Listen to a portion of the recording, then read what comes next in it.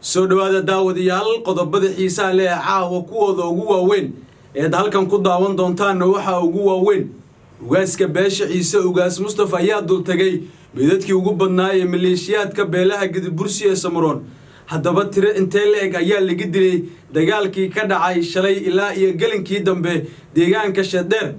haddaba ciidamada beelaha Gadabursi iyo waliba sidoo kale Samaroon isku dhinaca oo marka la gaarsiiyay jabkii ugu xoogana ugaaska oo khudbad dheer halkaasi ka jeediyay ayaan saaxiib yaal halkan idin kula wadaagi doonaa sidoo kale qodobada kale ee xiisaha leh halkan aad ku daawan doontaan waxa kamid ah deegaanka Daawuday oo markaasi hoostaga degmada markaasi Beedhabo waxa markaasi isku dagaalay ciidamada maamulka Koonfur Galbeed iyo kuwa la magac baxay badbaadada maamulka Koonfur Galbeed khasaare intee leeg ayaa halkaasi laga soo warinaya xaaladii ugu dambeysay ee maamulka Koonfur Galbeed ayaan sidoo kale halkan idin kula wadaagi doonaa qodobada kale ee xiisaha leh halkan ku daawan doontaan waxa kamid ah maxaa ka soo kordhay dagaalkii shalay galinkii dambe ilaa markaasi uu ka socday deegaanka Shadeer xilli markaasi meedad kala duwan ee beesha markaasi Samaroon halkaasi ay daadsan yihiin qodobadaas iyo kuwa kale oo faahfaahsan ayaan saaxiib yaal halkan idin kula wadaagayaa soo dhawaada anigu waxaan ahay Cabdiraxmaan Lisbon halkan aad iga daawanaysaan waa YouTube-kayga Macaash Media haddii aad markuu ugu horeysay fadlan kanalkan subscribe dheh muuqaalkan aad daawanaysidna like garay siin share garay oo saaxiibadaada la wadaag mahasani daawad soo dhawaada hagaag aynu ku bilaawno sida aad ka warqabtaan ba shalay markaas shalay galinkii hore ilaa ay galinkii dambaba waxaa socday dagaal xooggan oo u dhaxeeyo maleeshiya beeleedka beelaha Gadabursi iyo Samaroon oo isku dhinaca iyo waliba sidoo kale geesiyaasha beesha ciise weyne iyagoona shalay 10 aan horey looga dhigay beelaha halkaasi isku arursanayay maleeshiyaadka ugaaska beesha ciise ugaas Mustafa ayaa markaasi dul tagay markaasi meedad tiro badan oo ay daadsan yihiin halka la yiraahdo deegaanka Shadeer oo kamid ahaa goobihii shalay lagu dagaalamay sidoo kale abaabulku ugu xooganaa ayaa shalay ka soo kactamay deegaanka lagu magacaabo Samataryare iyagoona ilaa iyo Shadeer ay halkaasi markaasi laga ciirsanayo intuusan dagaal ka bilaaban ka hor waxay muuqaal kooban isaga soo duween maleeshiyada beelaha Gadabursi iyagoo ku tilmaamaya ama sheeganaya inay awood ay ku haystaan halkaasi balse ciidamada geesiyaasha beesha ciise ayaa 10 fiican u dhigeen iyagoona gebi ahaanba halkaasi laga saaray maleeshiyada halkaasi isku aruursanaysay beesha ciise waxa ay hadda markaasi ay gacanta ku hayaan deegaanka Shadeer iyo meelo markaasi kamid ah ee Lughay ayaana markaasi ay gacanta ku hayaan iyagoona ay doonayaan in deegaano hor leh ay gacanta ku soo dhigaan xaaladdu hadduse waa ay adag tahay oo waxa markaasi halkaasi laga dareemaya dhaqdhaqaaqyo xooggan oo isugu soo horjeeda maleeshiyaadka beelaha Gadabursi iyo Samaroon oo isku dhinaca iyo waliba sidoo kale kuwa beesha ciise weyne oo halkaasi diyaar garow adag ka galaya ugaaska beesha ciise oo dul tagay meedadkaasi tirada badan ayuu sheegay inay horey ugu digay in arinkan ay ka baaqsadaan balse laakiin beelahaasi markaasi Gadabursi ay isku aruursanayeen wixii laga celinayay ay ahaayeen tan meedadkan hadda halkan yaala waa kuwa markaasi ay dileen ciidamada geesiyaasha ah iyagoona difaacaya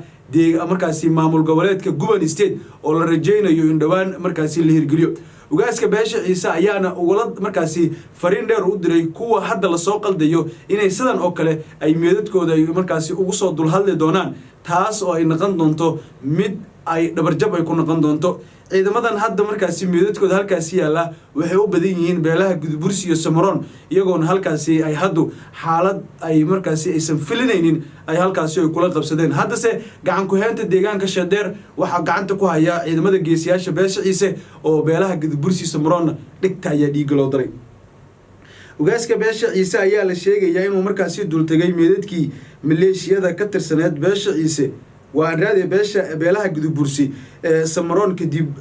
dagaal culus oo ka dhacay deegaanka Shadeer tani waxay muujinaysaa heerka khasaaraha rasmiga ah ee halkaasi la gaarsiiyay ku dhawaad 40 askari oo ka tirsanaa maleeshiyaadka beelaha Gadabursi ayaa halkaasi meedadkooda lagu arkayay xilli ay jiraan dhaawacyo badan iyadoo aan markaasi aan tirkoob rasmi ah laga helin balse la arkayay dhiig fara badan oo markaasi wadada daasan kuwaas oo ay muujinayeen in ay la tageen dhaawacyadooda ay halkaasi ku dabiibayeen xaaladda gobolka Awdal iyo Salel waa mid hadda aad u cakiran markaad fiiriso dagaalkii maalmihii u dambeeyay tan iyo bishii barkeysneed Ramadaan sidii u soo dhamaatayba waxa ay noqotay in dagaalka uu noqdo mid qaraar iyadoona dagaalka intuu socdayna marxaladooyin kala duwan uu soo maray hadda se looga adkaaday ciidamada maleeshiyaadka ee beelaha Gadabursi dhanka kalena haddii aan fiiriyana deegaanka Daawuday ee hoostaga degmada Beedhabo ayaana waxa markaasi ku wada dagaalamay waa markaasi ciidamada la sheegay inay yihiin badbaadada maamulka Koonfur Galbeed iyo waliba sidoo kale kuwa daraawiishta Koonfur Galbeed xilli ay halkaasi xaaladaha halisa ay ka taagan tahay gurmudkii ugu badnaa ama ciidamadii ugu badnaa ee ka soo kactamay Xudur ayaa soo gaaray magaalada Burhakaba iyagoona halkaasi abaabul xoogan ay ka wadaan sidii ay Koonfur Galbeed iyo magaalada Beedhabo ay u weerar lahaayeen Burhakaba ayaa ahayd degmadii ugu horeysay ee kacdoonka loogu qaaday madaxweyne Cabdicasiis Laftagareen tan iyo markii xilka 7 sano uu majara u hayay maamulka Koonfur Galbeed hadda xaaladda Koonfur Galbeed waa allow sahal oo waxa ay markaasi wadnaha ay farta ku hayaan xaaladda markan ay soo kordhi karto iyadoona dadka deegaanka ay waliba sidoo kale deegaanka Daawuday Daynunay iyo waliba sidoo kale Boor Burjaad iyo qaybo kamid ah oo sharow iyo meelo lamid ah waxa markaasi gabi ahaan bay isaga barakacay dadkii halkaasi ka deganaa iyadoona magaalada banaankeeda furimo hore oo waaweyn oo ka dhistay Cabdicasiis Laftagareen taas oo uu doonayo in magaalada Beedhabo ay adkaan doonto in gudaheeda loo soo galo garoonkii diyaaradaha wadooyinkii magaalada soo galay gabi ahaanba hadda waa ay xiran yihiin oo dadka shacbiga oo kaliya ayay markaasi qaab gaari ay ku soo gali karaan wax cirka ah ma jiro ilaa hadda balse diyaarado ciidan oo helicopter ah oo ay iyagu taabacsiin oo kaliya ayaa ka soo deganaya garoonka diyaaradaha magaalada Beedhabo ee Shaati Guduud International balse maamulka Koonfur Galbeed hadda si xaaladdu ay ku jiraan waa mid markaasi aanan la saadaalin karin halka sida rasmiga wax ku dhameyn karaan inkastoo maamulka Koonfur Galbeed ay hore u dalbeenba in doorasho halkaasi ay ka dhici karto balse walow aan loogeen halka ay ka dhici karto iyo waliba sidoo kale sida ay wax naqan karaan marka loo fiiriyo xaaladda ay hadda Beedhabo ay ku sugan tahay qodobkan ugu dambeeyana haddii aan fiiriyo maxaa ka soo kordhaya deegaanka waa markaasi dagaalkii shalay ka dhacay deegaanka Shadeer oo ay ku wada dagaalameen ciidamada maleeshiyaadka beelaha Gadabursi iyo Somroon oo isku dhinaca iyo waliba soo kale ciidamada beesha Ciise weey xaaladda hadda aad ay u kacsan tahay dadka deegaanka waxay muujinayaan cabsi xoogan oo ku aadan xaaladda ay hadda ku sugan yihiin iyagoona dadka qaar ay barakac durba ay bilaabeen iyagoona ka barakacaya deegaankii ay halkaasi ka deganayeen sidoo kale